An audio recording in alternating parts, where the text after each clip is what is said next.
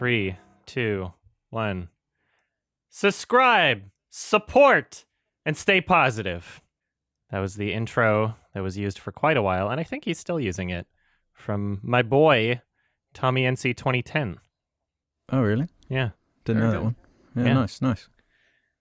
How are you guys doing? I'm great. How are you? I'm awesome, yeah. This is Sardonicast. I'm Adam from Your Movie Sucks. I'm Ralph from youtube.com/RalphAMovie. And I'm Alex from I Hate Everything. Great. How was your week? It's okay. Yeah. I don't really like December. Yeah, it's stressful. Too much to do. Too little time. Yeah, lots of gifts to buy. Lots of money spent. Yeah. Mm-hmm. I got some of that sweet Sardonicast merch, by the way. Oh, you got it? It just arrived. Yeah. Very, very nice quality. Okay, great. Oh, hell yeah. Yeah, if anybody still needs a Christmas gift, it might show up in time. I got it for my family. Yeah, they're going to love it. Oh, actually, my brother listens to this, so I didn't get it. I lied. I didn't get anything from you, don't worry. Yeah. Give it to him the day before this episode releases. Yeah, I'll just tell him not to listen to this. Listen to this on December 26th. Yeah, I find it increasingly difficult to figure out what to get people. You know? Because it's like, if there's a really good idea, I've probably already gotten it for them. I never have trouble with that. I'm really good at getting gifts for people. It's one of my many talents. Very few talents, actually. I know what people want, and I'm usually very generous with the gifts. I don't know. Never have issues with that. Yeah. I'm usually generous. So you're the Santa Claus of the cast. Yeah. Oh, we're all generous. I just I don't know. I meet people like 10 minutes in. I'm like, I know what I could get them for Christmas.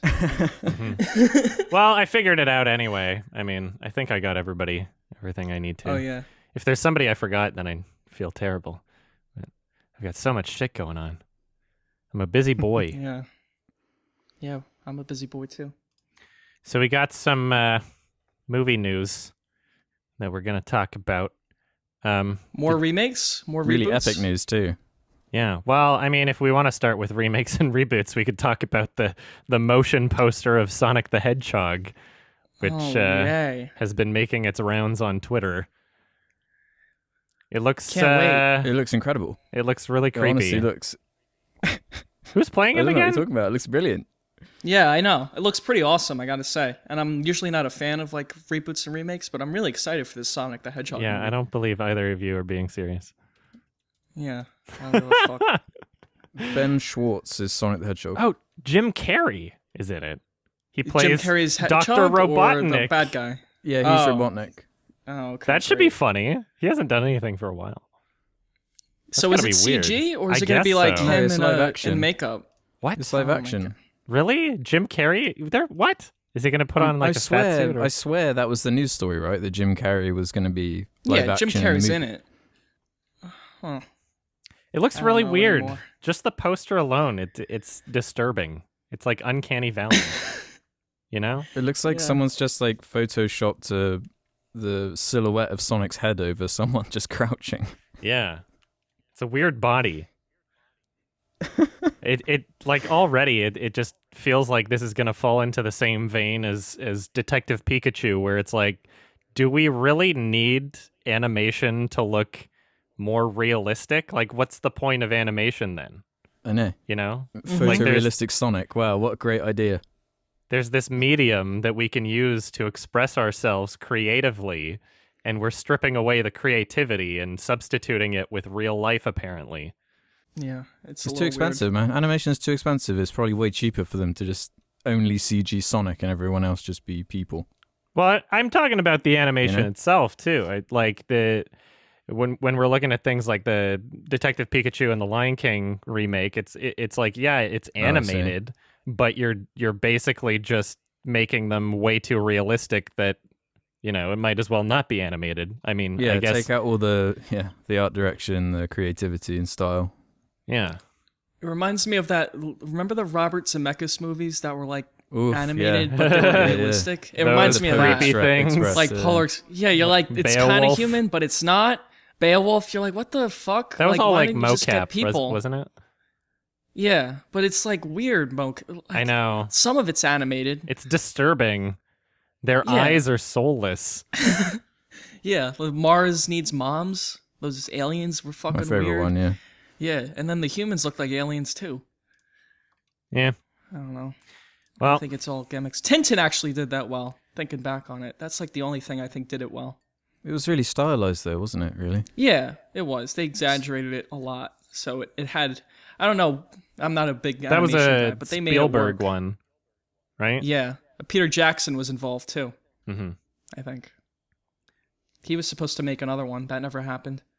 He had to make the Hobbits instead. And those turned out great. Are we getting a Sonic movie and a Mario movie in the same year? Are we getting a Mario movie? Is there a Mario movie? What? You didn't know about this? I didn't The know. Minions guys are making a Mario movie. There's so What? many things happening. There's Is it so live many action or is remakes, it I animated? can't No, keep it's- track of all of them. I'm Yeah, pretty I sure never it's even an heard of animated this. film. Yeah.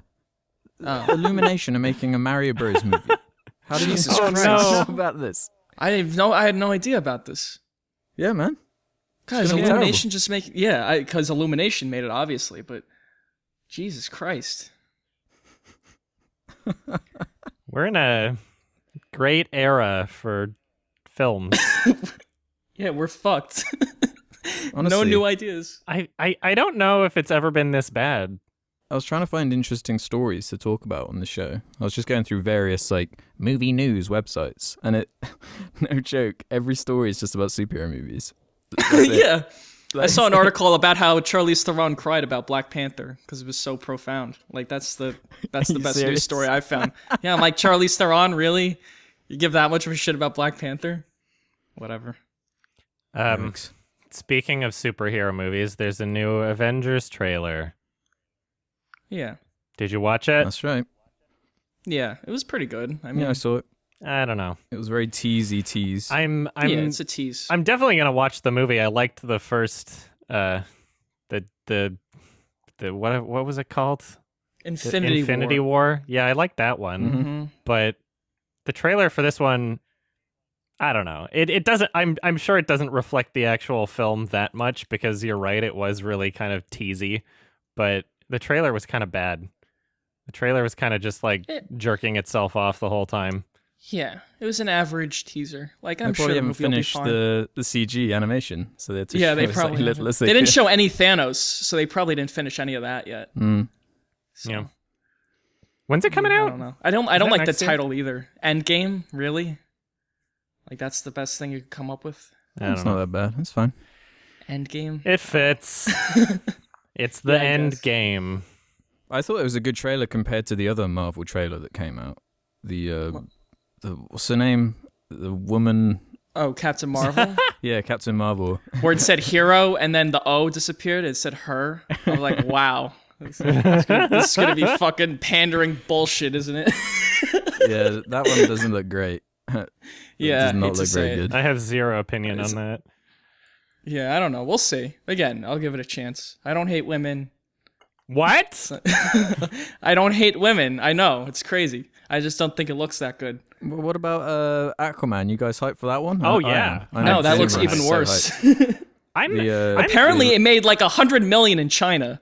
Like Oh, it's out in China. loved it. Yeah, it's out in China and it's a big blockbuster there. Yeah. Fucking did so well. It's got great critic and user reviews. Really? Yeah. I didn't check. well, on Metacritic, it's sat at 53 at the moment. Oh, okay. Never mind. Oh. Maybe it was just the early ones. Yeah, because those are all the fans who see it. As soon as the critics were just starting to review it, there was like, "Oh, this is good. This is going to be actually good." And then I didn't really look into it more because I'm going to watch it either way. Those were the Aquaman fans, all 10 of them. They went in and they loved it. Yeah, I don't know. I'm hyped for it, man. Can't wait. Yeah, it'll be bad, but I think it'll be funny. I don't know. So there is there's an article that came out. The British Film Institute vows not to fund movies with facial scarred villains anymore as part of a hashtag campaign, hashtag I am not your villain, so that people with scars on their face don't feel oppressed. Really? Great. Yep. Yeah. No, this is real. I'd That's heard the about dumbest thing I've ever heard. This. So the floodgates are open then, basically. Like, Yeah. next up, there'll be another campaign for amputee, like, victims or whatever. So then that will never be allowed to be in movies. And soon you won't be allowed to make movies about anyone. yeah. I mean, it's cliched just all for be sure. animated. But Yeah, it's cliche, but sometimes it fits. yeah, I mean, the Joker. Yeah. Joker. Right. That's a great one. You know, Oh, like there's tons where it fits, and I can understand the reasoning behind it, but it's such a strange battle to choose out of all of the things that you could possibly say. I'm not funding this anymore because it's an unhealthy trope that is, you know, detrimenting society or whatever. Scars on faces, is that like a really big deal? Because it's about Can you it's name more about than offending 5? people. scars can be hot, I don't know. you know? Chicks Yeah. dig scars. Yeah, I knew a girl with a scar. It was pretty cute. It was like right around her nose. Mm-hmm.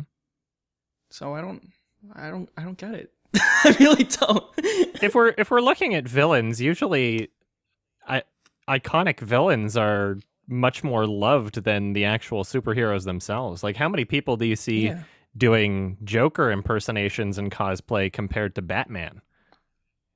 Mm-hmm. So clearly Exactly. there isn't that much of a stigma against the characters themselves. Like, I'd be interested to hear some sort of data on whether or not people with facial scars are mistreated in society specifically because of movies, not just because of people thinking they look weird or something. Yeah, I think it's just silly. How many people tweeted it out? Like, how many people were part of this hashtag? I don't to know. where it convinced.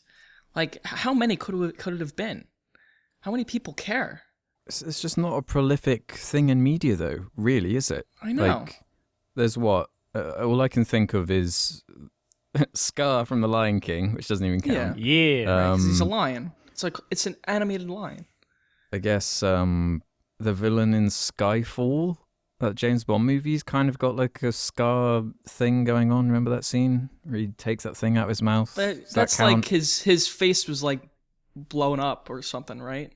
Yeah, know if but it's a you see scar. what I I mean, think though? it- Like, I'm stretching to even think of examples. Like, Yeah. it's Like, just such a weird, Oh, specific Blofeld, thing. I guess, from Spectre. Like, remember Christoph Waltz's face got messed up and he had like a scar on the right side of his head. I don't remember. It's a that silly Yeah, that movie kind of sucks. But, like, it's just silly cliche, but like, It's enough that it's a trope for sure. But yeah.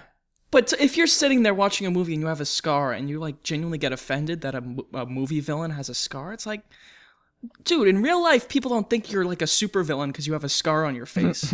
That's crazy. it's just a very strange battle to choose. It is. It's so strange that we're actually like talking about this now. That people actually go like band together. I guess it's a good thing because we have like no real problems to talk about, even though we do. Yeah, I guess. But it's just crazy. That's my like issue. like with millions it. of people are addicted to opioids and shit in this country. Like, we're talking about fucking scars on faces. Well, God. this is the British Film Institute. Yeah, I guess British. Yeah, Film true. Institute. We have You no guys idea might what have we're a drug problem too. Is there an opioid crisis in Britain? We have an insane drug problem here. I mean, Yeah. where doesn't? Mm-hmm.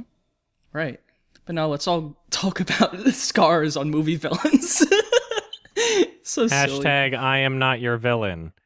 I have a scar on my elbow. Does that mean anything? I think we all have a scar Yeah, I somewhere. have a few scars. Yeah. Mm. Scars are cool. I Yeah. think scars are Yeah, pretty I always fucking thought awesome. like video game characters always have scars. Like the epic protagonist always has them. Yeah. Like John Like Marston has a fucking scar. Yeah. Red Dead. I love That's that shit. badass. Yeah. Yeah. It shows like you have some like history. Like you've been through some shit. Yeah, it Oh, serves that's some cool. sort of a narrative purpose. And oftentimes Yeah. villains, you know, they have some sort of a backstory where they weren't always a villain and then something happened to them, or at least, you know, it shows that they've been in some sort of a fight or that they're tough, or, you know, it adds something It's not completely it actually builds useless. sympathy somewhat. Like this person's actually been through something, and that's partly why he's a villain now, because he went through this struggle. I think Tom Hardy's character in The Revenant had that too, right? You know, it's a much more common feature of villains than scars on their face? Being male. Why don't we just stop having male villains? Yeah. You know what? Yeah, you're right. I'm offended because all villains in movies are men. Yeah. We Yeah, could be let's choosing start that battle. It makes as much sense. That's what I mean. It like, does. It sets like a precedent of like, oh, well, that group over there got angry over their thing and they got what they wanted. This group over here who's angry about something else, why don't we start a thing and we can get that banned too? So it's just like this cycle that's it's embarrassing. It's very really weird. not Like that big of an issue. the audience has such a control over art now. Like people can speak up and they actually influence the artist's decisions. Like you know, if my villain's gonna have a scar or not. And I don't know if an audience should have that much control. No, over it shouldn't, because then someone's every film vision. that comes out will just be Black Panther. Like unchallenging, Yeah, completely mediocre and bland in every way. Like who wants exactly what you want? Like why do you want to go into a movie and get everything exactly what you want? Like don't you want someone else to come in with a different vision and show you something you might not have even heard, like thought of before? Like I think that's what makes movies interesting. I don't know. Well, I mean, It's very strange. I don't think the average audience member wants to be challenged very much when they experience a film, to be perfectly honest. I think most people maybe. want something familiar and safe. Yeah, maybe. I don't know. I think there's a certain level of that, but I think there's also a certain level of seeing something different. And I think that compels people. I still think it does. Because there's a lot of familiar, safe movies that come out that do horrible. And then something different comes out, like, I don't know, Get Out. And Get Out was a huge success. Mm-hmm. So it's like, I think it's a misjudgment of what people want. I think a small group of people are fucking annoying and they go on about some random shit and everyone treats them seriously. Speaking of that, why? Kevin Hart was announced as the Oscars host and then stepped down after, 24 hours? It was really quick. Well, what happened? He had some homophobic tweets in the past, right? And he deleted them and people caught on. Homophobic tweets and statements and comedy routines, like there wasn't nothing. I'm gonna say that, and I disagree that he would step down, and I disagree that there was so much pressure put on him. I think he should be able to host the Oscars just fine, but it wasn't like nothing. Yeah. Yeah. What did he tweet? Well, like joke tweets, those are fine, whatever. But one that kind of stuck out to me as being kind of like, really, was he stated that he would never play a gay character because he was afraid of people thinking that he would be gay. And it's just like, Yeah. like I get it, it's That's your personal weird. choice, but that's like it. You know, it kind of speaks towards your own insecurities in a way. And I think he's been open about that. And I think he's admitted that it is his own insecurity. And I don't think it's coming from any kind of like, you know, really hateful or bigoted place. Malicious. But it is one of those things where it's like, well, what is acting? What is playing a character anymore? Are you admitting that every character you play is essentially just yourself, and that you're not really an actor, and that you don't play Well, characters? Adam, that's kind of true. I never considered Kevin Hart an actual actor. So he's like a comedian who fucking plays himself and everything, which is okay. But I mean, I think it speaks more towards his professionalism than anything else. But still, he should be able to host the Oscars. I don't have any issue with that. it's just tweets, or like, it's just not a good idea to tweet anything out like that, because without context, or you know you can't detect his sarcasm, you can't detect anything. So you're just like, are you being serious? And then there's the whole shit with James Gunn too, where he had that whole tweet, some stupid tweet, and he got fired off the Avengers for it, or not Avengers, Guardians of the Galaxy. The James Gunn situation was even worse in my opinion, because Yeah. James Gunn didn't step down under pressure. You know, Kevin Hart was Yeah, he told was by the fired. Oscars, by the Academy, hey, you should apologize or else you can't do this. And then he was like, okay, well, I'm not apologizing, so I'm just going to not do this. He probably saw all this controversy coming because of those tweets, and that's why he deleted them. It's like these tweets just cause nothing but trouble. Yeah. In this situation with James Gunn, it's like that was the furthest thing from being serious at all. With Kevin Hart, there's something there where it's like, you know. Yeah, you're right. You're totally right. But James Gunn, it was literally like the whole point of the tweets that he had was that it's so absurd and so edgy that you're not supposed to take it seriously. Like the whole point of the joke was that it was edgy humor. Like, haha, this is offensive. Mm-hmm. Not like and those it was tweets the furthest were from 5 thing years from ago too, with James Gunn. Oh yeah, they were so it's old. like you take a joke from 5 years ago. And Humor it was more than very 5 different years. back I think it was then. like 8 years ago. Yeah, it's 8 years ago. I think it was when he was still directing. Everyone's sense of Super. humor was so different, right? And Super kind of has that sense of humor too. Exactly. Just very, James Gunn used to make very edgy kind of movies too. You know, it was in line with what he was doing. You mean to tell me that Disney didn't do any sort of checks on this guy before hiring him to direct a $250 million budget movie? There's no way. They just bowed down to the pressure from social media. Mm-hmm. Yeah, Disney's But like I think that. they should just ignore these people. Like, really? It's like, okay, he tweeted a dumb thing 8 years ago, and it was funny back then. It might not be funny now, but it was 8 years ago. And you're going to take it out of context and fire the guy?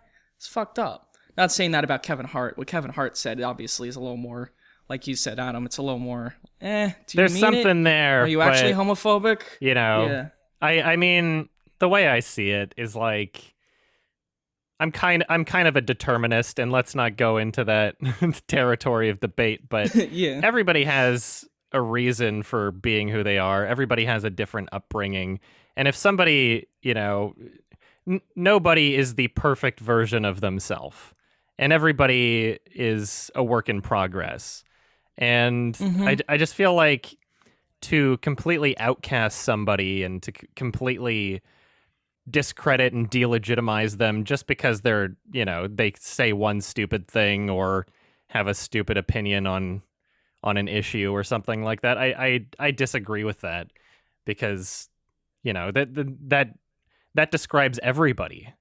There's nobody that has a perfect outlook on the world or behaves perfectly. So it's like you could dig up tweets from literally anybody. And the people that I want to see in media and in general are people that are honest about their opinions and actually say what they mean. But right now it's like, okay, well, the only sellable marketable people that exist are people that hide their opinions, are people that are essentially just being dishonest for the sake of being marketable and not showing any side of themselves because, you know, somebody's going to get offended by something. Exactly. And all these stars are just very bland as a result. It's like, oh, you got like this perfect guy who has no opinion on anything. Great. I'm going to project my own personality onto this person and believe that they're who I am because they are a blank slate. Yeah. What's interesting about that? I mean, I don't like Kevin Hart, and I don't like the Oscars, and I could give a fuck. But Kevin Hart worked very hard to get where he was. And to host the Oscars, I imagine, must have been a huge deal for him. Like, wow, I'm going to host the Oscars. It's going to be incredible. Yeah. And just for all that to go down the tubes because of just some stupid shit he said in a tweet, of all things, it's like it sets a weird precedent. It's a very weird time we're living in now. Like, oh, you're just going to hide all your opinions about everything. Otherwise, you're literally just not going to get work anymore. That's fucked up. Yeah. Yeah. Well, what do these people want, though? These people who find these old tweets and report them and share them. Like, what is their end goal? They just They're just down. mean. They're just mean and empty people, I think. And they just want to tear down other people. I think that's partly it. Yeah. I think they just get off on it. Yeah. And that we actually treat them with some legitimacy is even worse. That's the biggest thing. Like it gives way more power to the words when the response from these huge companies is so drastic, you know? Exactly. Yeah. Like what happened with James Gunn. Like it just totally goes against everything he stood for, and it's such a like insult to their working relationship. Yeah. James Gunn fucking is the reason Guardians of the Galaxy worked as well as it does. Yeah, He's the reason. 100%. Absolutely. And they just, everything he did, all that hard work, and they just like, all right, you're out of here, and we're going to bring someone else in. Your baby? Fuck you. It's our baby. Yeah. We own it. Yeah. It's horrible. That's horrible. I can't imagine what he felt. Being kicked off. That's just how the studio system works. Look at Frank Darabont. You know, same thing happened to him. What happened with Sorry, him? it's not yours True, anymore. yeah.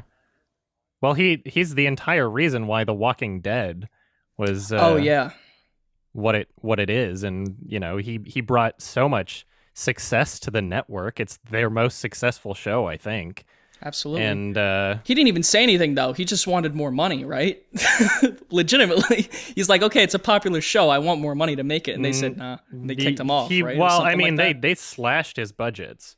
So, like, he didn't even have as much as the first season.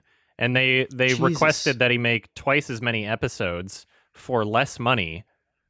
And he was like, well, I can't really do the show this way because of the budget. Like we're all working for way under our pay grade here, and they actually sent him notes.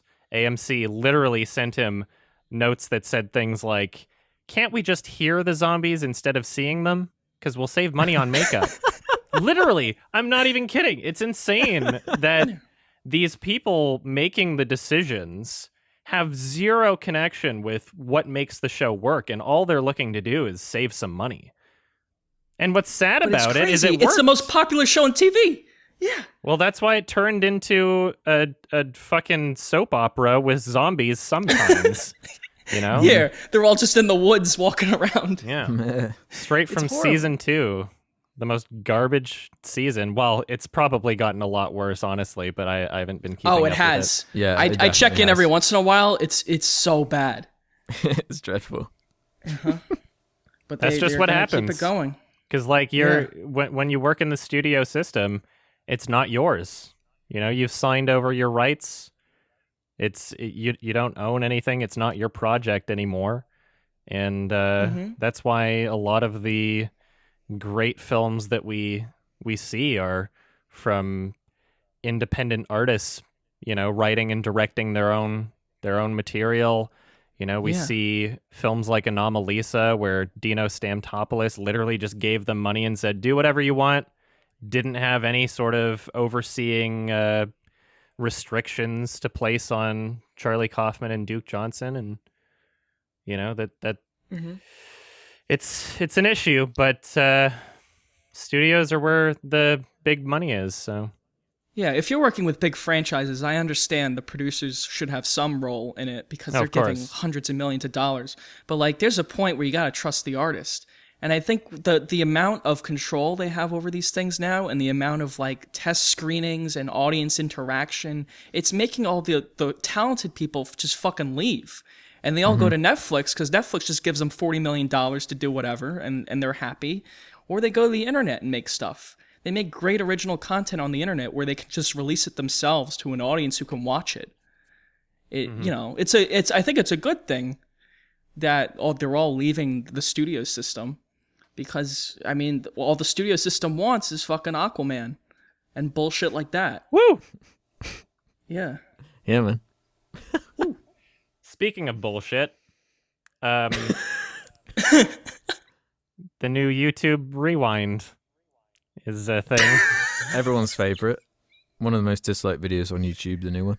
Yeah. Oh, really? Oh, I gotta check this. Oh, man. It's like so much didn't even worse watch it. I already know than what it any is. of the other ones. And they've always been hella cringe. But this one just was particularly bad. Is Logan Paul in it? No. With a dead body? I like that they were a little consistent and didn't put the Paul brothers in this one, because that would have been weird. Oh. anyone who is remotely controversial doesn't show their face Exactly. in YouTube Rewind. So even PewDiePie's not in it. Of course PewDiePie's not in it. Content creator. Of course PewDiePie's not in it. I don't think he's ever getting back in. But, I mean... No, not now. That's fine. He's doing great. He's the dad of YouTube. Would if YouTube asked you to be a part of the Rewind, would you do it? No. First of all, they never would, but I'd never do it. It depends on what they want. Because, like, I would love to try and sneak something in, but you hear stories of all these creators that are asked to go, and they film for like hours, and their whole part is just cut. So it might just be a complete waste of time. Yeah. Mm-hmm. Yeah, I think if they asked me to do it, I would respond back saying, "No thanks, I'm gay enough already." Yeah. This one took the cake for being the most pandering nonsense, though. At least before, they were just sort of references and memes non-stop, you know, and they were dancing. But this one actually grinds itself to a halt to, like, talk down to the audience and be like, look, we're YouTube. We're super progressive, guys. I know. Don't forget about all the controversial stuff that's constantly happening 24/7 on our platform. We are all about giving a voice to the people, yo. We're hip and cool. Yeah. Meanwhile, it's Will Smith. Will Smith Exactly. literally is not a YouTuber. He's not. He's a fucking celebrity. That's hot. And he has a staff of people making videos for him. Oh my god. Yeah, when I think YouTube, I think Will Smith. Yeah, John Oliver. Like, who the fuck? He has an HBO show. He's not a YouTuber. Yeah. My god. It's really... I don't disagree with these progressive ideas that they put into the videos, but the way that they do it, neither do I. it's not genuine. You know, Yeah. they're not real. It's like, see-through. this is what's marketable. This is what's trendy, so we're going to do it. There's nothing genuine, and they don't have actually anything to say.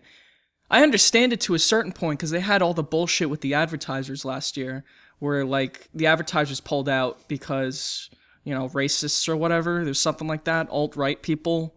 Was it something like that? This has happened a myriad of different times. Yeah. So they're like, okay, we're gonna push the progressive angle so that the advertisers are confident in YouTube and that it's not all just a bunch of fucking crazy people. You know, so I understand it, but at the same time, it's like, we all see through it. It's not real. Yeah. That's my biggest issue with it. It's fucking fake as shit. Like, you don't mean it's this. fake, and it's not YouTube. It's not YouTube. It's not what YouTube is or represents, and it's not what people enjoy about it. Yeah. But Fortnite, so... Yeah, Fortnite reigns supreme. I saw a good sort of summary of the state of YouTube, which relates into this. Someone's just said, YouTube's trying to be like TV, and TV's trying to be like YouTube. Yeah. You know? Yeah. Yeah, pretty much.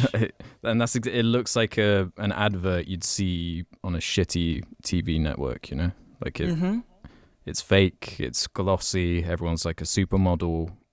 You don't believe a word they say. Well, there's been much better ones for TV. That Discovery one. Boom diada, boom diada, boom diada. Have you not seen that? The Discovery Channel? No, I haven't. Oh, man, it's so good. No, I haven't, sadly. I'll check it out. Yeah, it's great. It's like the best one. But they have all these highly produced shows now trying to be like Netflix. And it's like, YouTube is not... That's not what I go to YouTube for. Yeah. I go to YouTube to see like some shit filmed on a camcorder. That's what I like. It's charming.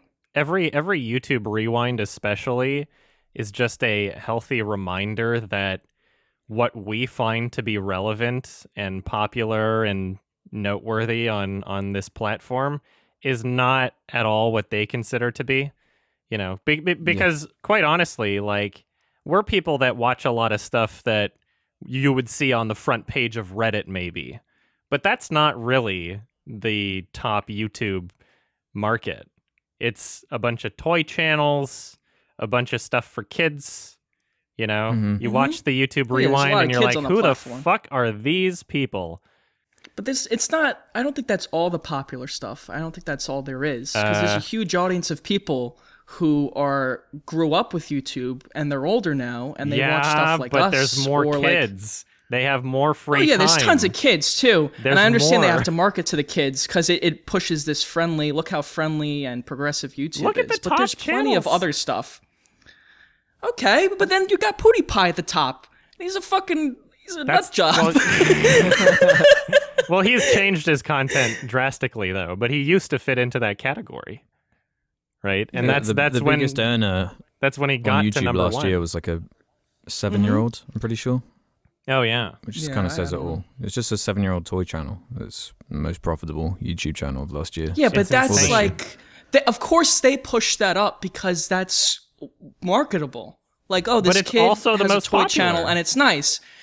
Yeah, because they advertise it and push it up. Like they probably have a deal with this kid. Like we like you, so we're gonna work the stats and the analytics so that you get more views and we'll push you up. No, but then there's it's tons. genuinely more popular. You can't underestimate how many little kids have so much more free time than all of us because they don't have jobs and all they're doing is watching YouTube.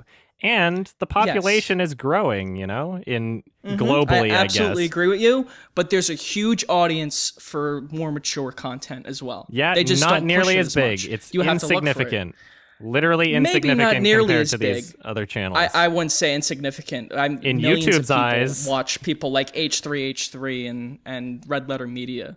Like I understand they're not getting tens of millions of views, but they get millions of views.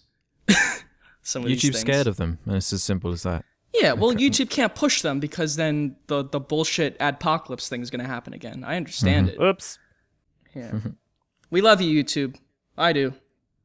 I understand. Sometimes, yeah. Sometimes. Sometimes they're fucking stupid, but, it's A a good love-hate platform. relationship. Yeah. I have a correction to make. Last Oh, episode, yes. I thought that the Charlie Kaufman project, I'm Thinking of Ending Things, was the same as his other project where he wrote for Chaos Walking that he's not directing. Apparently, they're two different things, and that makes a lot more sense now.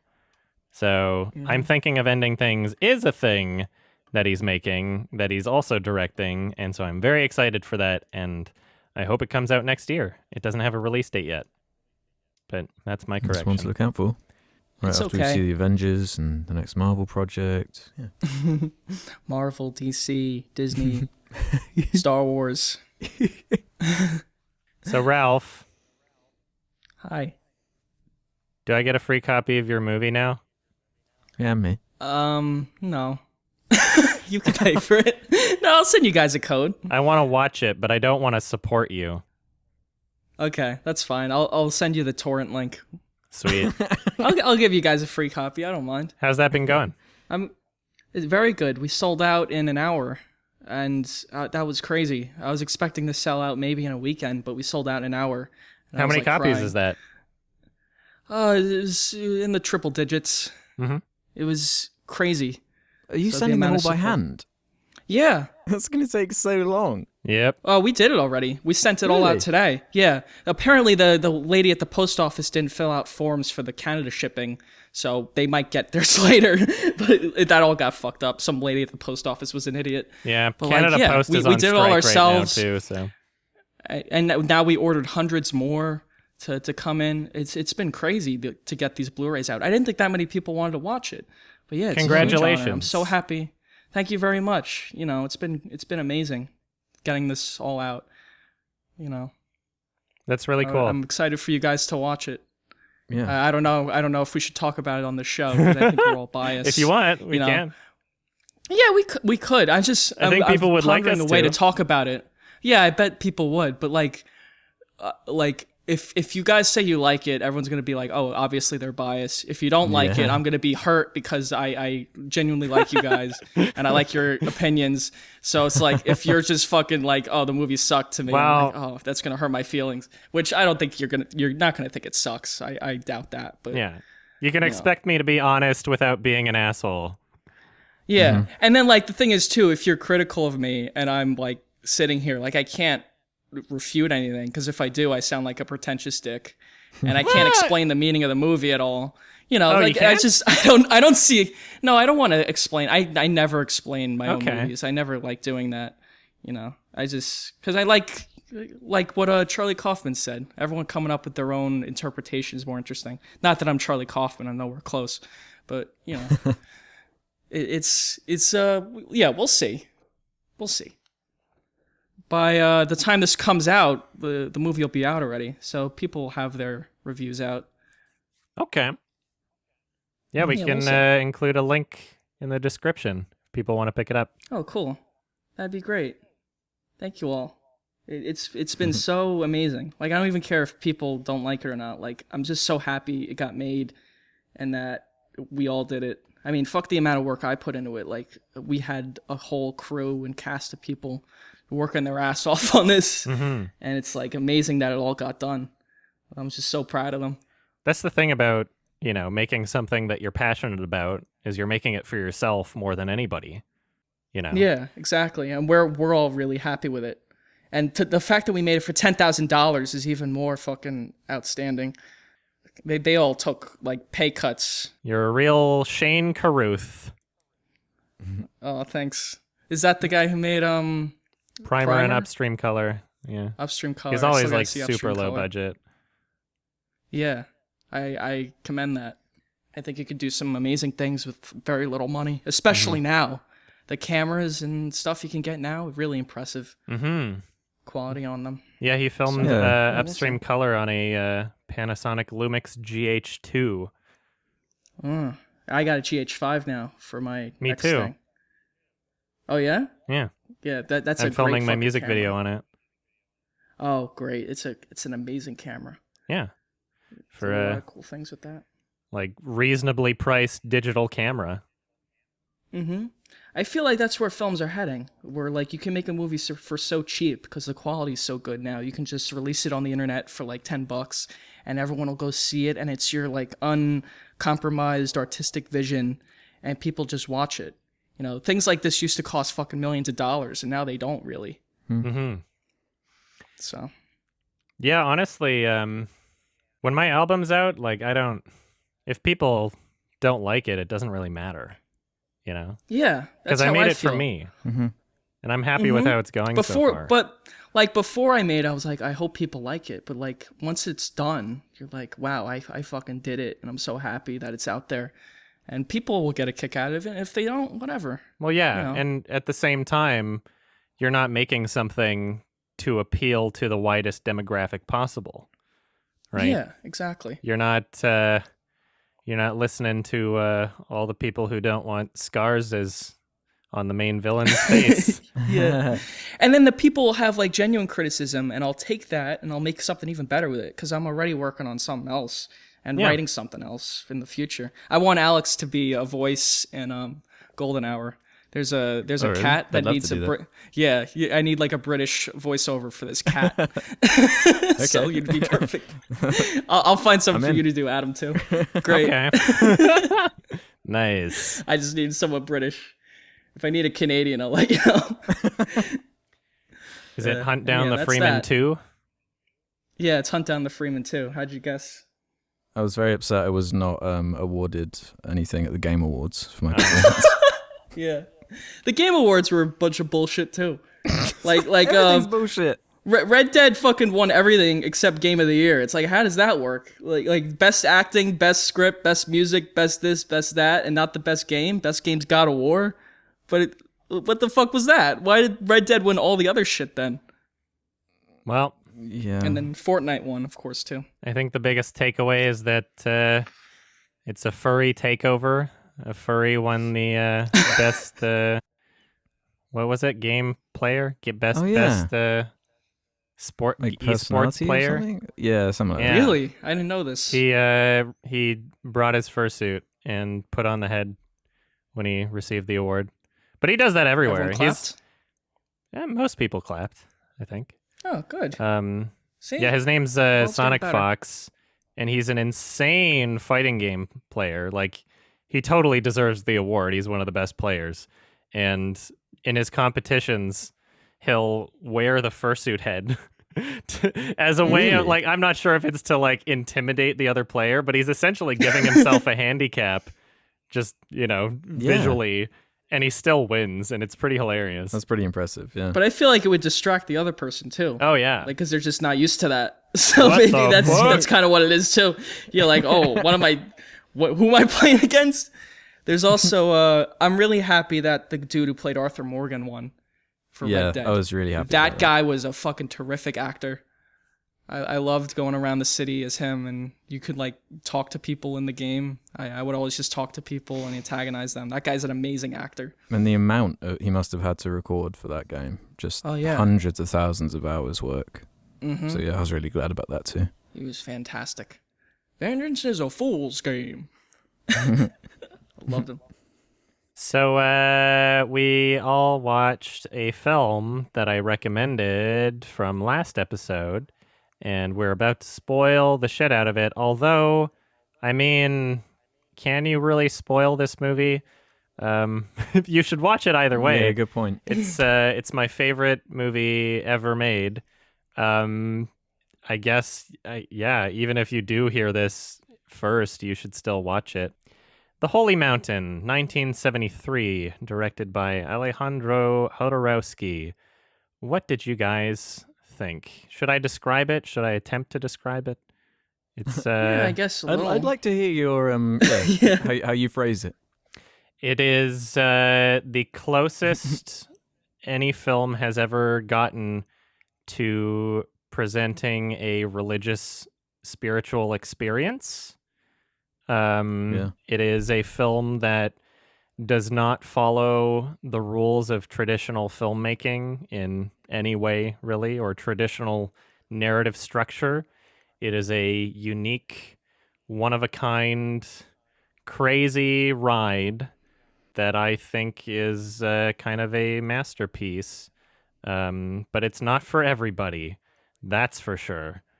I haven't heard of anybody that's ever been bored by this film, but I've heard of plenty of people that have been angry watching this film or just frustrated from the experience because it is so different, I Out guess. There. Yeah, out there's the word. What did you guys think of The Holy Mountain? It was great. I great. fucking loved it. Yeah, I fucking loved awesome. it. Yeah. I was at first I was thinking, right, I'm a bit worried to watch this because I don't know, I literally have no idea what I'm in store for, and all I'd heard is that it's weird from your descriptions of it, you know. Yeah. But once you figure out what it's doing, it is just such a like mesmerizing experience, and not in a like superficial way. It has a lot going on, and I'm sure I missed a ton of stuff that I can't wait to hear Adam explain to me in a second, but I fucking loved like every second of it. It was not boring at all. Quite unlike anything I've ever seen. It's impossible to get everything out of it. This is the second time I saw it, and I still don't have everything. You can get like the general message of what it's saying, but like I could tell when he was going into making this, Jodorowsky's like, this is going to be my magnum opus. The movie's about like the meaning of life, basically. Like that's the thesis of it. Like all these characters just trying to find the meaning of life or immortality. I guess that's how they say it. Yeah. And it's really like, you know, it's a daunting task to make a movie like that and to watch it.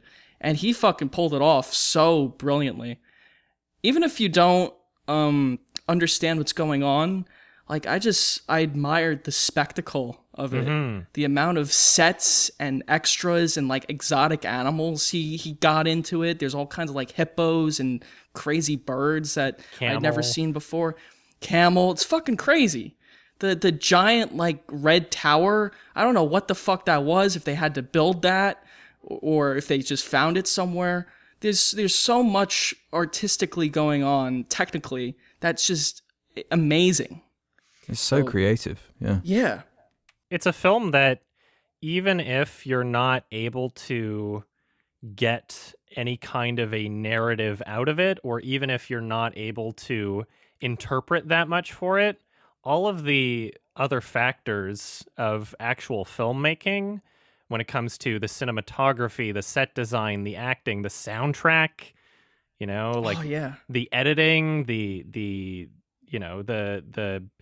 atmospheric sounds, even if they're not a part of the soundtrack, like sound design, I mean.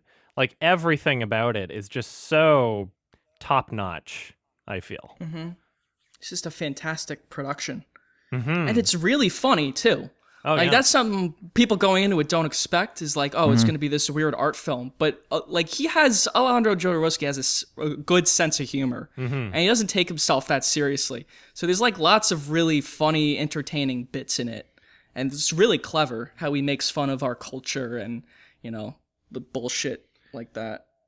Yeah, he's said before something along the lines of he's not looking to make a film that feels realistic because he's looking to make a film. He's looking to have something that you could only get out of watching a film, not trying to imitate reality to a T.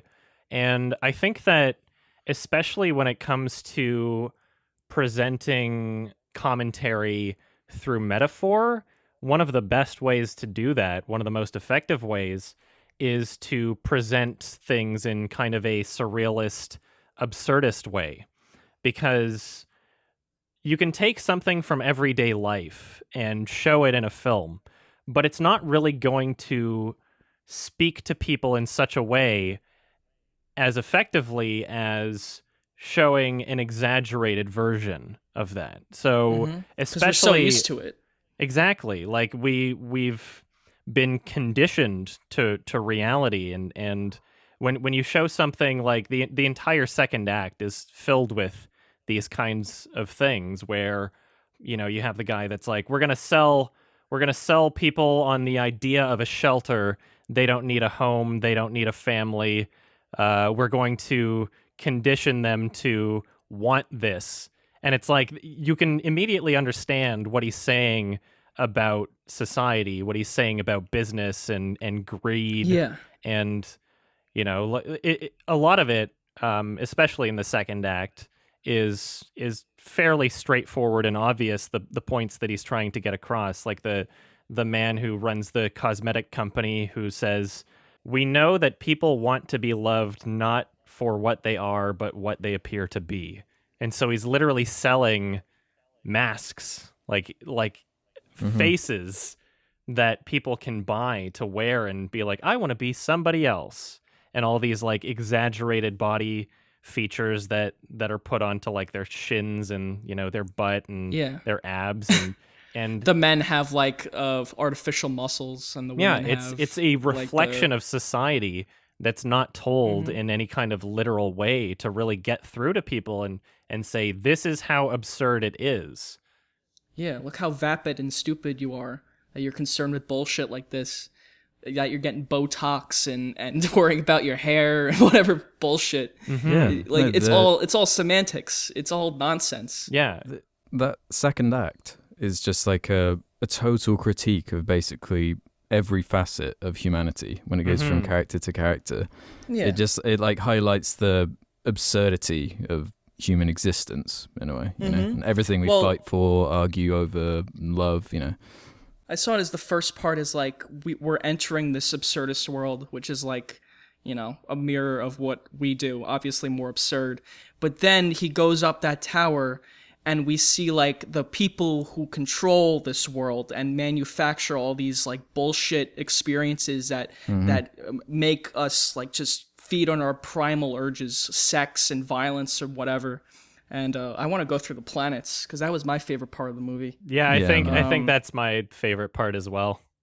It's where it really starts to get into what it's trying to be. But don't you think the absurdity of it all makes the metaphors completely timeless? Like I was amazed by how relevant this film is even today, despite being made in the 70s. I thought that was really impressive. Mm-hmm. It's almost as if it's a vision into the future of where things could be if left unchecked. That's exactly how I felt. Yeah, it's just the way we've always been. Like these few people control everything and create these bullshit experiences for us to distract us. And then like the second, or I guess the third act of the movie is them trying to find some deeper meaning because they know that all of that is just bullshit. And then they can't find it either. They're going on this like magical journey, like, oh, I'm gonna find immortality, I'm gonna find meaning in life. And then the movie makes you feel like a fool for even thinking you could find meaning in this fucking movie. It's amazing. It's perfect satire. It's exactly what good satire is. It's brilliant, really. And it's very profound. You know, beyond all the silly, ridiculous, you know, old man with tiger tits shooting milk in a person. The movie actually means something. Like, yeah, it's a great gif. But, you know, it's not just all nonsense to be artsy or whatever. It's not pretentious. It actually has something to say. Well, I mean, like, we can even relate it to things we were talking about in this very episode. You know, we were mentioning how the heads of these studios are so detached from the actual work that's going on, and they're making all the decisions. There's a direct example of that in the cosmetic company scene where he says, my father is the head of the company. He is deaf, dumb, and blind, and he consults with his mannequin. Like, the dead mom's vagina. If it's moist, yes. If it's dry, no. And that's essentially even what Jupiter. it is, you know? Jupiter's like the slimy businessman who's also the head of art manufacturer, and there's all they're painting butts on canvases, and like that was all brilliant. That was literally just Hollywood. I think he was totally making fun of Hollywood there. I mean, it's not even so much that they're painting onto people's butts, and that's where the art is coming from. That's not really the main takeaway from that for me. It's the idea of an art factory alone. The idea that they are mass producing art. Like, what is art anymore? You know, if it's an assembly line, then what is it? Like, they're pretending to be artful, but it's really just vapid, stupid products. I mean, you can really apply it to anything. Same with like beautiful clothing or nice purses. Like, they're still made by people in sweatshops for 10 cents. So it's like, how much of art is it really? Well, and there was the other planet with the machine that was telling all the like governmental bodies, you know, what to do. Yeah, predicting future wars so they can indoctrinate children when they're young to become soldiers later. Yeah, that was fucking brilliant. Captain and the Peruvian monster. Yeah, that was Saturn, right? Whichever. I don't remember the specific. It was Saturn. It was Saturn. I loved Mars. They introduced Mars in the beginning is like, oh, it's going to be like this sensual, sexy planet. And then she gets out of that room after she makes love to her two girlfriends. And then she's like, I'm the manufacturer of weapons. It's fucking hilarious. We're marketing to like hippies, a total Buddhists, switch. And Christians. Yeah. Right, and it's like all these showy, silly weapons, but like that's what we do too. Like I'm an American, I fucking love owning big, shiny guns. That's what we do. Yeah, it was totally playing on that. glamorizing It was hilarious. Yeah, it's fucking hilarious. Hilarious. Yeah. We are experimenting with a drug that creates delusions of grandeur. Just like that shot alone is just like it's so disturbing watching these people stab themselves on the bayonets. And like the editing in this film is just it complements it so well. Like so many scenes will be at the peak of loud audio, like the soundtrack is blaring, and then just like cut to the next part. You know, as if the story is continuing despite us having moved on. It's just it's I love it so much. Yeah, every element of it was so well done. Trying to think what else. There's just so much to go through. Well, we've been talking a lot about the second act, which is my favorite. We could also talk about the first and the third. Yeah, especially the opening. I guess that's a good place to start. The first act is one that, you know, very clearly has some religious symbolism going on in it, and I feel like it kind of, you know, tells the story about how man created Jesus to kind of give a symbol towards their own agendas in a way. And we see him being co-opted by the church and we see that the image of himself is no longer something that he owns, and that it's been taken from him, and he has to give up that idea of himself because it's being used in ways that no longer apply to him or what he believes. Yeah. And that's conveyed with basically no dialogue, too. Oh, yeah. The whole first act, there's like, the only dialogue we get is like, hey, come drink with us, drink it. Yeah. And that's about it. Yeah. It's more a critique of, like, I don't know, religion, but the institution of religion. How we take all these spiritual ideas and just kind of mass produce them to, you know, fulfill some need. It was great. There's like that priest character who's in it for a little bit, and he's portrayed as like a drunk fool. Like he's just laying in bed and like he seeks no refuge in this fucking showman. That's what he is. He doesn't really give a shit about religion or anything. He's just some fool. I feel like this has one of the most gripping and intriguing openings of all time. Just Hodorowski cutting off the hair of these two girls, you know, and like the soundtrack works so incredibly well. Apparently they didn't set out a call for actors. They just put out an ad saying, looking for two women who are looking for a spiritual experience. And he just put them in the movie. Really? The guy is like, Hodorowski is like a super spiritual person. I wouldn't consider myself to be one, but like a bunch of famous directors, including Nicholas Winding Refn, have gone to him to get tarot card readings. I don't know if you saw that. I included a clip of this in. I made like a parody video of the song Roxanne by The Police, where I was talking about Nicholas Winding Refn using red lights too much in his films. And I included the clip where Winding Refn's wife got a tarot card reading from Hodorowski, and Hodorowski just straight up said that she should divorce Nicholas. That's hilarious. So you're saying I should divorce him to be free? Yes. It was really funny. Oh, it's great. Yeah, it's... Well, what'd you see the opening representing? Oh, the opening of that specific opening? Yeah, well, like the opening of this film, where you have these two women, and they're basically stripped of everything. Their hair, their jewelry, their clothing, and then Hodorowski just makes them hug him. What did that mean? I think I got a sense of it. But It's I think that it's all kind of in line with the idea of stripping away identity. Like that seems to be the most common theme of the film. Even, you know, we see it in the first act with the identity of the Jesus figure, who is apparently also supposed to represent the Fool card, tarot card.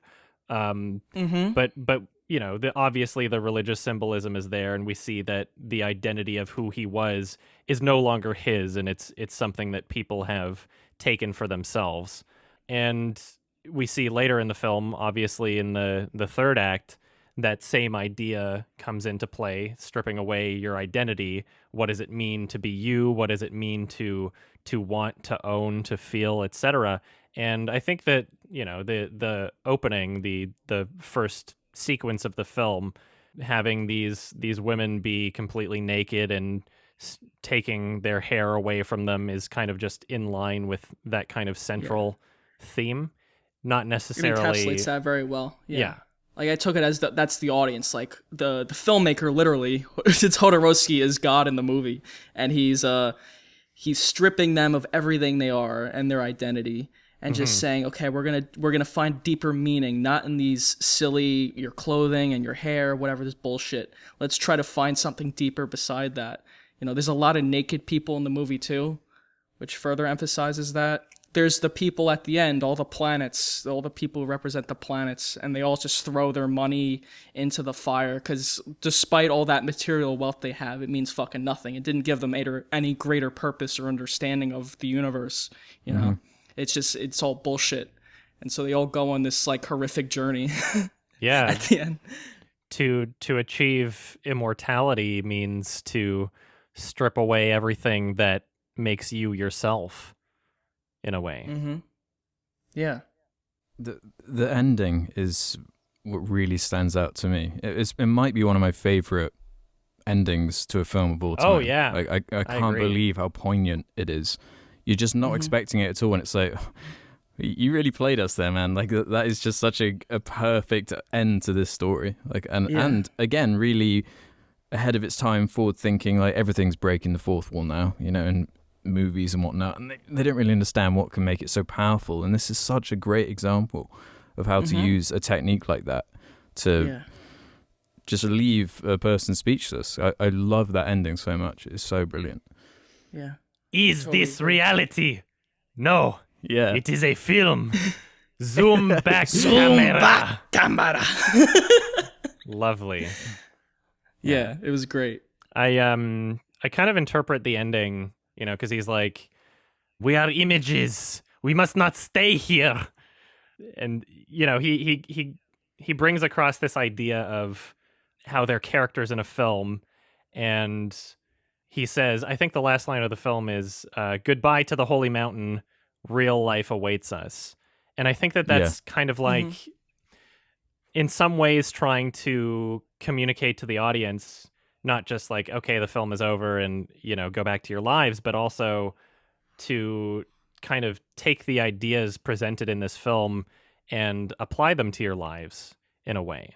Yeah. And, you know, almost as if it's some sort of warning that if people aren't thinking about these kind of things, then, you know, in some years in the future, this is kind of where society is headed. You know, it's exaggerated, but in many ways, as you already said, it's so incredibly relevant and timeless. It's a lot like Brave New World. That's what reminded me of, where you have like this futuristic society, just, you know, we feed on our primal urges. We all have sex. We all have drugs all the time. We all just watch entertainment. And you're not going to find meaning in life through any of those things. And like the only character who really finds, I guess, as close to happiness as you can is like the Jesus like character who just goes off with the prostitute and the chimp and like, go be happy, find love, you know, like this need for all these characters to find immortality and find meaning in life. It's futile because maybe there isn't, you know? Yeah. That was very profound. Yeah. I sort of interpreted the ending in a way where, like, not necessarily, what are the words again? Like, your life now begins or whatever. Goodbye to Now the holy begins your mountain. life. Real life awaits us. Yeah, I kind of saw it as kind of encapsulates that grass is always greener, you know, wasting all your time looking for answers kind of idea. When I saw it as more of a, look, you are living your life now. You don't have to waste away trying to find answers for everything. It's okay to not have answers to some things, you know? Like find value in what genuinely satisfies you and don't Find your own meaning. Yeah, And your own that's what I purpose. took away from it. Yeah. Yeah. And it's like, it's brilliant. It's really just profound and like, yeah, not many movies leave you feeling just that genuine, like, wow, I actually feel like I got something out of that and I learned something. And I'm just gonna, you know, it sat with me after I watched it the first two times. It does genuinely feel like a spiritual experience. Like, no joke, it actually does feel like that way. And you sit down, you're like, I'm worrying about all this bullshit, but why? Like, it's all semantics. Don't worry about it. You'll find meaning and purpose in life. It's not a big deal. It's, you know, it's really great. And it shows what you can become if you do devote your life to something as trivial as, you know, the things that they mock themselves within the movie, you know? Like, look, they have all this wealth and all this power. They're controlling all these people. And what do they have? They're just as empty and meaningless as the people they're fucking controlling. You're not going to find anything in that. Yeah. Clearly, they haven't incredibly found satisfaction in their own lives. And that's not just... That's why they give it all up. Yeah. Because it didn't give them anything. Yeah.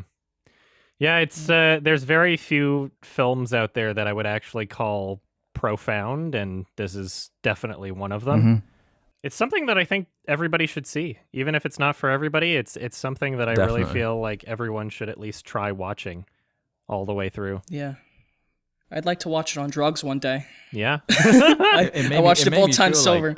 It made me feel like I was greening out. I'm not going to lie. Yeah, kind of made me feel like that too. Like, is this real? Am I watching a real fucking movie? Oh, yeah. Especially the beginning, because the beginning, like, you don't have any idea where it's going or what the point of it is. So you're just watching fucking crazy shit. Like, I don't know what the fuck this is, but I'm going to go along with it. I discovered this movie when I was living at my parents' place. Every once in a while, one of my brother's friends would bring over some like crazy weird movie. I guess they were like really into art house stuff. And I was in my bed sleeping, and the room with the TV was right outside. And so I wasn't actually watching it. But I heard just the scene where the main character wakes up and all of these figures of him, those copies that they made, plaster, whatever they're made out of, plaster. He wakes up and just starts screaming at the top of his lungs, and just hearing that alone, I remember laying in bed and I was thinking like, I have to see this movie. And so the next day it was still there. It was like a DVD rental, and so I just popped it in and watched it, and I've loved it ever since. And like, holy crap! I can I mean, imagine. like, the way that this story is told, and through this like surrealist, absurdist kind of approach, it really helps bring opportunity for those kinds of scenes where you can literally have somebody screaming at the top of their lungs, and it's so powerful and effective, but it doesn't have to make like a specific narrative sense for it to exist in the film. And so you see him literally, like, from the first scream, his entire like top half of his body is turning red. He's completely just pouring everything out of him in this performance, and it's so insane. Yeah, the performances are great in it. I loved all the people who played the planets. I mean, it takes a lot of courage too to get naked and do the crazy shit they do in this. So I commend all the actors for that as well. Tons of nudity. Tons. But it's none of it's sexual or anything. Like, it's all very, I think it's tasteful. Yeah, it didn't feel exploitative in any way, you know? No. Basically, this film was made after El Topo, which is a film that was fairly popular because the Beatles really shouted it out. And so everybody was watching El Topo because the Beatles loved it so much. And George Harrison wanted to play the lead in this film, The Holy Mountain, and he was about to, but he had an issue with the anal washing shot, and was like, I don't want to do that. I don't want to have my anus washed on camera. And Jodorowsky is like, no, but if you can show the world that you don't need an ego to do this, and blah, blah, blah. And so, you know, eventually it was just like, okay, well, it's not going to work out. And later Jodorowsky says, yeah, you know, I probably could have brought a lot more people to watch this film if George Harrison was in it. Yeah. And we easily could have used a double. So maybe I should have just used a body double for that scene. But it shows how committed he is to his vision. That he's not willing to compromise with that shit at all. Like, no, you're getting your asshole washed or you're not going to be in the movie. I commend that. I really respect that. I'm kind of glad he's not. It wasn't. Well, Harrison. yeah, I mean, it would have been distracting. Yeah. Yeah. I feel like the main actor of this film did a terrific job anyway, so. Yeah, he was great. Yeah, everybody that appears in this film is just, like you said, it's very brave from their performances, and they are, you know, aligned with the film's themes. They are stripped away of their identity in a sense. You know, they're literally naked, exposing themselves. They're going on the journey that the characters are going through. Yeah. Like, these are real actors. These are guys who are committed to their craft. You hear that, Kevin Hart? Yeah. I mean, won't even play a gay guy. You think he'd do this shit? Absolutely not. Jesus. The Holy Mountain with Kevin Hart. Just trying to imagine that. Yeah. Do you have a note down about how the director nearly had his head chopped off for real? Yeah, and watching the film, really? it's interesting to think about that, because it didn't look like there was ever any kind of point where that could have happened, but apparently the actor swung a little too hard, and apparently it was a real sword or something. Like, cut off my head. It like really injured his neck. Yeah. Yeah. But it looked so fake. That's what I don't understand. Like Yeah. it was so supposed to. It was like this ridiculously large sword. You're supposed to like laugh your ass off at it, but I didn't know it would actually pose a threat to the. Yeah, That's apparently crazy. he nearly died. Oh my god. What was your favorite set? I got it's got to the be rainbow the. one. For me, Yeah. it was the orgasm robot. Yeah. Oh my god, that was an That excellent was so impressive. I was Yeah. totally blown away by that scene. one. And then the baby came out of it. Yeah. That was fucking amazing. But like he goes to the extreme with that. Like at first it's like, oh, it's a robot, but then it all opens up and the fucking cum comes out of It's so elaborate, the brown. Yeah, it's so elaborate and just ridiculous. You're like, oh my god, they really went to the nth degree with it. My It's chauffeur hilarious. is a bad lover. Frigid. Yeah. Yeah, I agree, Ralph. My favorite set is the Rainbow Room. It looks just so fantastic. It's just so mesmerizing. It doesn't look real. Like the fact that they did all of this without CGI or any kind of modern technology, and it still looks so bizarre. Like there's even that shot from the ceiling where the camera rotates and they're like sitting down and the whole room is spinning. It doesn't look real. Yeah, I was It's- going to ask, do you guys know how they did that shot? Well, I guess they just built the set and then rotated the camera on top. But like the sets are so well made that you can't see through the seams at all. It's fantastic. Yeah, it would just be a perfectly measured and cut out gigantic circle. And from what I can tell, the outside of this, so the circle was in one place and then the outside of the set was rotated, is what it looks like to me. Yeah. And so you have the camera stationary from the yeah. top, and then the outside of the set is rotating, so that. Oh, you think so? yeah. You don't Yeah. think they rotated the camera? No, I believe that they rotated the outside of the set, and also because you Oh, can makes sense, when yeah. they're walking around the circle, and we see the shot kind of at their eye level, you can see a little bit of a shake in the camera, implying that the camera is on the piece that's moving, and the camera was attached to the okay. wall at that point. So that's what it seems like to me. Wow. That's just amazing. Like you just don't know watching it, and you don't really care because you're just so mesmerized by it. You're like, oh, I'm totally with this. I just wanted to mention how much I loved Uranus. He was fucking great. Like it was a great Berg. His whole thing was just weird. Yeah, Berg. He was just weird and funny and pathetic. And I loved his wife character on the toilet. That was a great set too. Yeah. Not as elaborate, but it's still funny as hell. Well, I mean, I think that it serves a purpose because he's like, as soon as the line comes in, I'm financial advisor to the president. It's like, oh, you have a serious job with real responsibilities. He didn't even finish creating the report. It's like, oh, they need the report right away. Okay, I'm going. And then he just goes up to the president and says, like, we need to eliminate however many millions of citizens in the next 5 years. It's like, okay, you didn't even finish the report.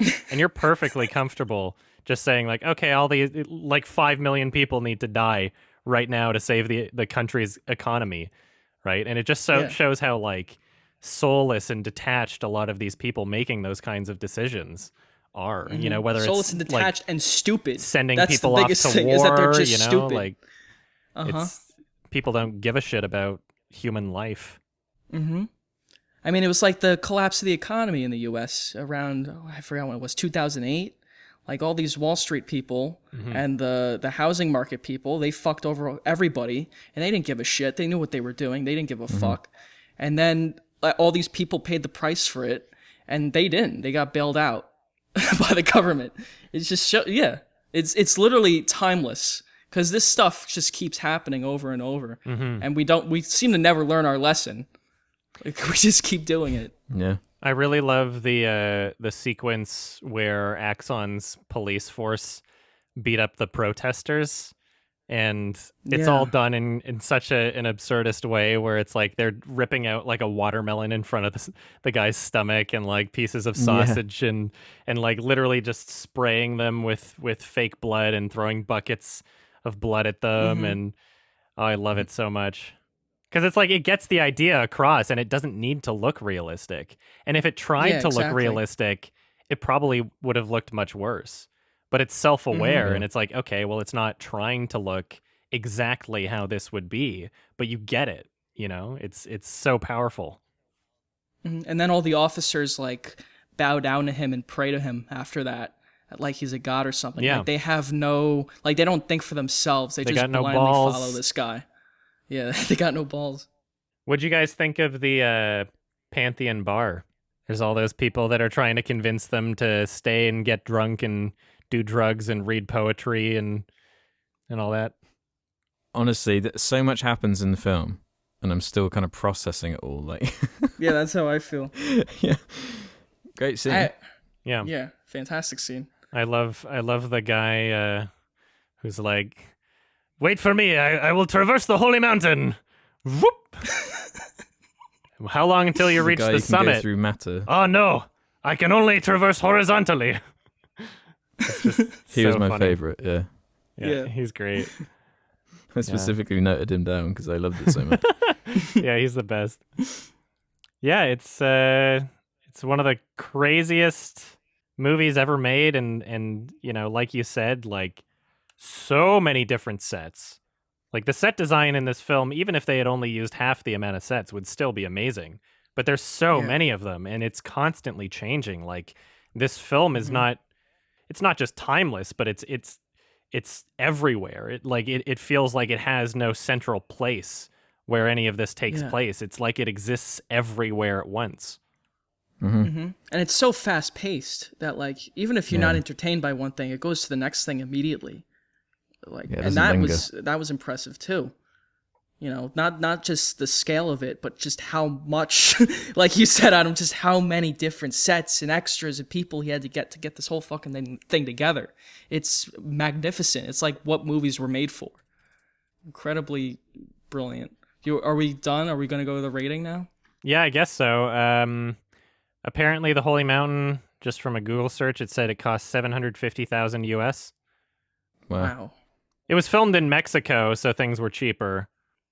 Yeah, they pay those people less. And also inflation, but still, like that's ridiculous. It's impressive. Are there any stories about the animals? Because we briefly mentioned them, but like they got some dangerous ass animals in this movie. Like, Yeah. where did they Just get walking them? around with a How did they get tiger. them? Yeah. How do you train them? There were like 2 animal trainers in the credits. That's what it said. I'm like, you got 2 animal trainers for all these fucking different birds and a hippo and an elephant. And it's like, it's crazy. Yeah, I don't know. It's God bless them. it's a masterpiece, I think. So It is. I guess that about wraps it up. We could talk. I mean, if we were talking about like individual shots and scenes, we would go on for fucking hours because there's just so that's the much. Oh, thing. yeah. And just the meaning of everything, yeah. We barely touched on like the first third of it too. There's like a lot of symbolism going on there, like the shit with the play with the frogs and how they were all exploding. Like we didn't even touch on that. That was brilliant too. Or the prostitutes, and then the guy comes in with his eye. He takes his eye out of his socket and puts it in the girl's hand. Like what the fuck was that? The soldiers slow dancing with the common worker. Like so much. And like that's what I love about it is like every image that Jodorowsky includes in the film, even if you don't fully understand it, and even if you don't take away some sort of grandiose, deeper meaning from it, you can tell there's something there. Like he very clearly is expressing himself in a way where he is putting his blood, sweat, and tears into this project, and he is himself, you know, essentially exposing himself and being naked for this film. He's taking things that are very clearly a part of himself and a part of how he feels and translating them into visual metaphor. And I think that he's one of the best directors at doing exactly that. And there's so many films and directors that try to do that, and they try to make something where it's like, oh yeah, this is a metaphor and this is different and you're supposed to like it because it's weird kind of thing. But oftentimes it just feels so fake. It doesn't feel genuine. Yeah. You And know, it feels really because there's forced nothing and under the pretentious. surface. Yeah. They have nothing to say. And like even the fact he's literally playing God in the movie, and that could be really pretentious. I think of like M. Night Shyamalan in what's that movie? Lady in the Water? Yeah. It's called some bullshit like that, where he's like the writer who saves the world or whatever. And like that could easily be the case for this, but it fits thematically that he's God in it, or I guess it's called the alchemist, right? Yeah. He says he's the alchemist, but I think it's clearly supposed to be God. But yeah, even that wasn't pretentious. It had purpose to it. He is the master that is teaching his disciples, but he's the master that is teaching everybody in the film how to live your life and how to strip away your identity and what you should value. And he's teaching us. Literally, yeah, that's exactly what he's result. doing in the film and outside of the film, through the film. And then at the end, he says, I don't have any greater meaning. I'm just the director of this movie. And that's like, the most humble thing you can say. And that's what makes it so profound. That's what makes it not this pretentious art piece, but something like, brilliant, truly brilliant and profound. Somehow it says so much and it's not preachy, Yeah, and it's under 2 hours. There's movies I see that are 3 hours long that don't convey the shit that he's doing in this. Yeah. It's fantastic. All right. Well, I'm very glad that you both enjoyed it, and very glad that you were both able to get some deeper meaning out of it and truly experience my favorite movie. Obviously, I'm giving it a 10 out of 10. It's like a 2 out of 5. It's pretty good. Okay. Go ahead, Alex. Okay. I mean, that's my rating. Fuck off. It's 5 out of 5, yeah, obviously. I mean, we've been sucking this movie's dick for, 50 minutes. Like, obviously, it's perfect. But I was honestly blown away. I wasn't sure what to expect, as I said, but it's art in its truest form. It's honest, unfiltered, funny, scary, creative, colourful, emotional, complicated, yet simple, confusing yet poignant, and almost most importantly, incredibly entertaining from beginning to end. So 5 out of 5 for me. Dang. And it's universally relatable, too. Like, I feel like anyone, anywhere in the world can watch this and relate to it. Because I think we all struggle with these same things. And the fact that he was able to encapsulate that it shows how talented he is. So, God bless. Keep making movies. You probably don't listen to this, but... Yeah, good job. Thanks, Hodorowski. Yeah, thank you. And thanks for recommending it. I'm glad I finally got around to seeing it. Yeah, thank you, Adam. No problem. I'm always happy Even to the first time I saw share. it, I saw it because you told me to, because you said it was good. So, thank you. All right, time for some questions. Question time. Let's do it.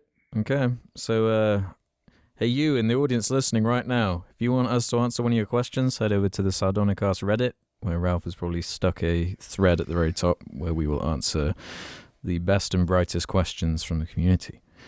So we'll start this week with one here from D. Gagaga. Oh, these names, I swear to Christ. In your opinion, what is the most important aspect of a movie? Example, the writing, directing, acting, or even something I'm missing? I think it's all important. That may sound like a bullshit answer, but like, if one of those things is off, the product suffers. I don't think there's anything more or less important. Yeah, it depends on that too, yeah. Because, a film like, I don't know, Doubt is essentially just a stage play that's converted into a film. So obviously the most important aspects are going to be writing and performance. It really depends what you're going for. In a film like Blade Runner 2049, it's going to be like directing, cinematography, special effects, and soundtrack. It really depends on what kind of film you're making. There are examples of films where a single element can help it kind of ride through. Something like The Man from Earth. It's like it's completely the writing and nothing else.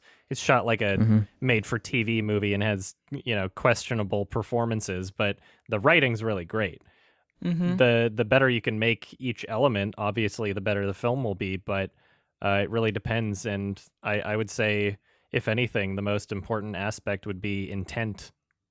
Yeah.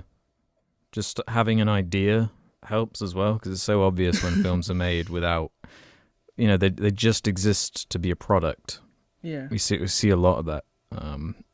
So we just get a ton of like total garbage scripts that are just shat out of Hollywood, Mm-hmm. Yeah. So Or to criticize like the more artistic people who make movies. Sometimes they make a movie just for the sake of making a movie, and you're like, okay, so why the fuck did you make that? What was the point of it? And they don't even know.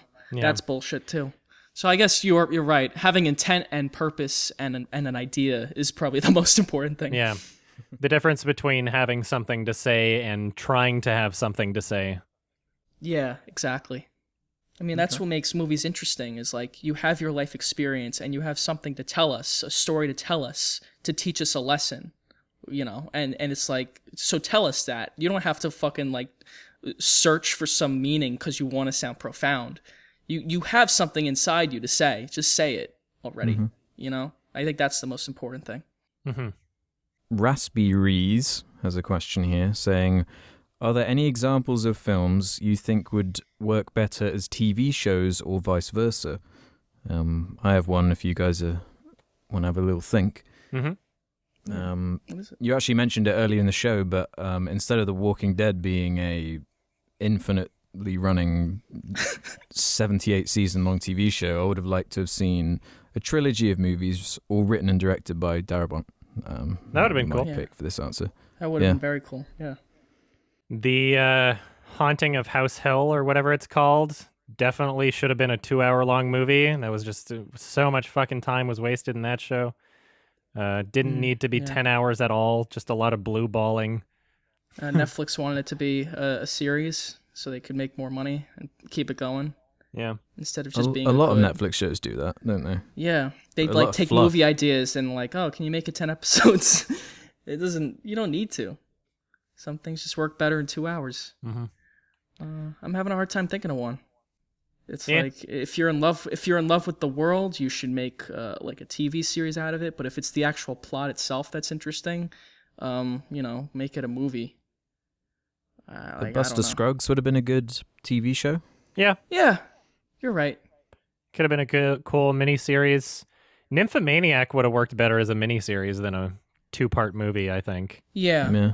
Like I feel character studies work very well in like a long form because you just have more time to explore that character's life, and you can even go through multiple years and track that. I don't know. I can't think of one. Tunizun says, what is the best movie that has been recommended for Sardonicast? The only criteria is that you can't have recommended it yourself. Ah, fuck. Fantastic Planet is mine. Mine would be The Holy Mountain. Okay. Barry Lyndon. Cool. Nice. Easy. Very nice. Yeah. Gotcha. Have you ever been to a location that was used in a film?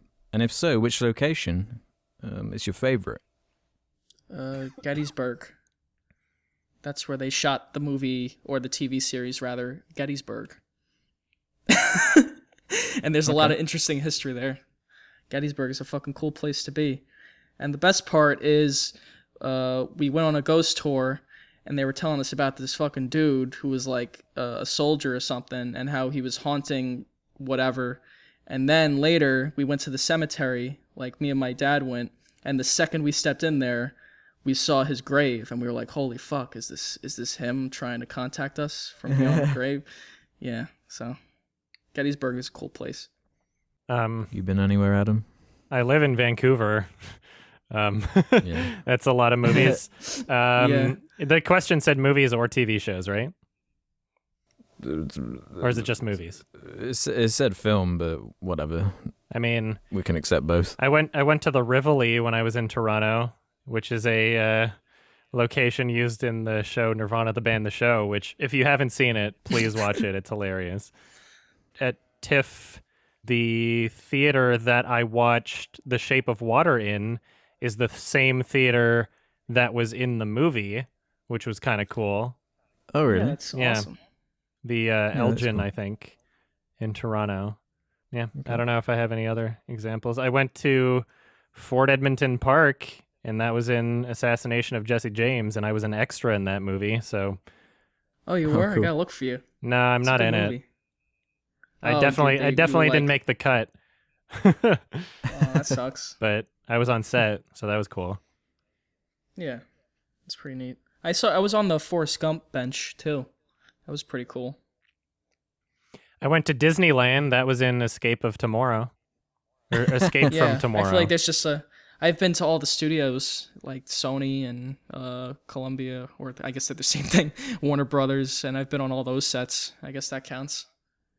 I've been to a lot of the places they've shot various scenes in Harry Potter.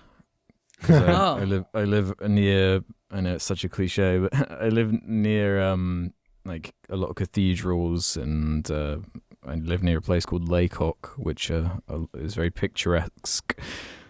So they send a lot of film crews there for a bunch of stuff. I wouldn't say I have a favorite. I was actually really disappointed when I went to the cathedral, because it's like literally a 2-second shot from the film, and it's like, oh, okay, I guess this is where they filmed that one. Whatever. Cool.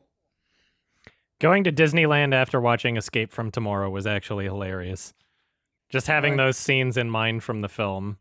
It's just like, wow, this is a totally different experience. You see through the seams in it. Yeah. Speaking of Harry Potter, iHuff707 says, since the new Fantastic Beasts came out, my question is, do you guys like Harry Potter at all? What is your opinions on it? And have you seen them? And what's your favorite Harry Potter movie? The Fantastic Beasts movie, the first one, that's the only one I saw. That movie fucking Have you sucked. seen? So boring. But the Yeah, Harry it Potter wasn't ones are good. okay. I like the Alfonso Cuarón one the best, the third one. Yeah, I feel Which like one's that's going to that? be everyone's answer. That's the third one. What's Yeah. that one called? Half-Blood Prince, Order of Phoenix, what the I fuck? can't- the Prisoner of Azkaban. Prisoner of That's Azkaban, that's it.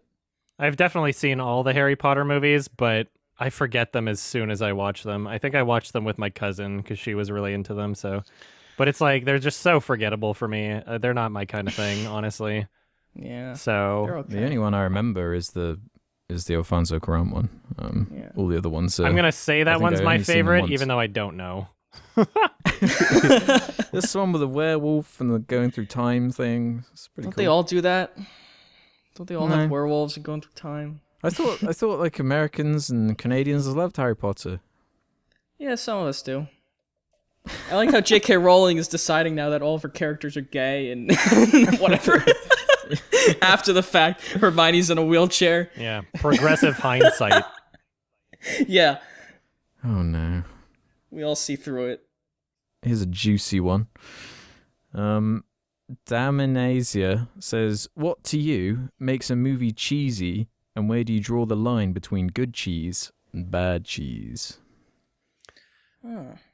Oftentimes I find it cheesy when the soundtrack is trying to convey an emotion that the film itself is not earning.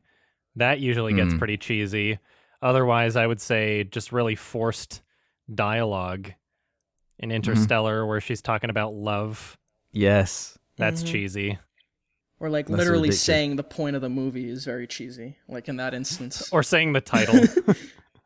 Oh yeah, saying the title, that's a big one. What are we, some kind Although, of Suicide Squad? Yeah, that's about it. Inception did that That's the pretty best well. one. God. What makes good cheese then? If the movie itself is cheesy, if the whole thing Yeah. is cheesy, then it's fine. If it's not trying to take itself too seriously. Yeah, if it's a comedy or if it's like a parody, like I'm trying to think Starship Troopers or something, where like, oh yeah, they all have cheesy, over patriotic dialogue because that's the point. Intentionally It's funny. cheese. Right, intentionally cheese. Yeah, I guess it's the intent, isn't it, of the Yeah. filmmaker? And the tone. Like if it's a fun movie, then cheese can be fine. But if it's a super serious movie, then you probably don't want a lot of cheese in that. It enhances the experience if it's cheesy and there's a cheesy moment with cheesy music. We just said the word cheese about 50 times. in Cheesy, 2 cheesy, minutes. cheese. Cool. It's been fun. I have a movie to recommend. What? Yeah. Really? It's my turn, right? Yes. Okay. Thanks for letting me know. So I saw The Favorite recently, which is a great period piece, and it put me in the mood for a period piece. So I'm going to recommend Amadeus from 1984, about Amadeus Mozart, directed by Milos Forman. It's fucking awesome. I've mentioned it before on here. You guys said you haven't seen it, right? Yeah, I don't think so. I haven't, no. No, I haven't. Great. Okay. You guys enjoy. You'll love Amadeus. Okay. Mm-hmm. Perfect. Cannot wait. It's number 80 on the top 250 On what? of IMDb. Who cares then? IMDb isn't number one Black Panther. Well, I mean, when you're going, if anything pre-2008, you can usually trust to be something. Yeah, you're right. Something good on the list. Anything 2008 and after, no, there's no guarantee. That's all superhero movies. Mm-hmm. Yeah, it's when the general public started using IMDb. Normies. Number 50 is Avengers: Age of Ultron. Yeah. Woo! It's one of the greatest movies ever made. Is Holy Mountain on there? No. Yeah, that's But it's not for everybody. Epic. It's not epic enough. Yeah. Yeah, that's true. Yeah, it doesn't have superheroes in it. Yeah. It's got Jesus. I guess he's kind of a superhero. Jesus is my superhero. That's right. God's not dead. And he's truly alive. I still got to see the third one. Oh, yeah? Yeah. Good luck. You Thanks. sound really enthused about that. I can't wait. You should make a film Anyway. called God is Dead. Yeah. One day. We'll see. All right. Thank you, everybody, so much for listening to this episode of Sardonicast. We got some new merch. Still in time for Christmas, probably, if you want to get some T-shirts. If you want to support the show otherwise, $2 a month gets you these episodes early as they're edited before they're public. Sardonicast.com, sign up for premium, or go to patreon.com/Sardonicast. It'll do the same thing. Thank you very much. And I hope that you have a profound spiritual experience in your life. Because Just watch the the Holy movie and you will, man. Yeah, just watch the Holy Mountain. Green out to the Holy Mountain. Yeah. You can smoke weed watching that movie for sure. Yeah, I think it's made for that. Next time I watch it, I'll try that. Yeah. Although watching it sober is enough. Yeah. You get more than enough out of it. Yeah. Thank you, everybody. Bye-bye. Bye. Bye.